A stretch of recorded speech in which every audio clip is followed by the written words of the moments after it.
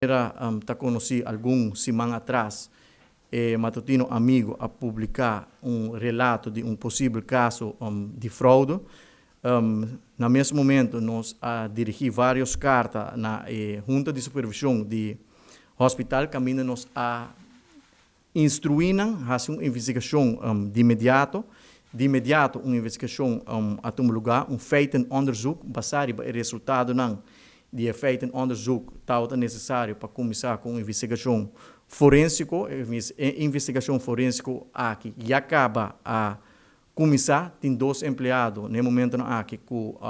acordo proibir entrada, não está geschorst, e a investigação forensica está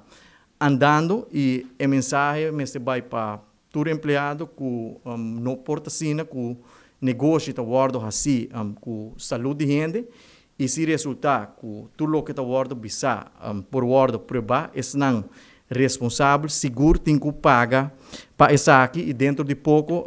feita investigação forensica,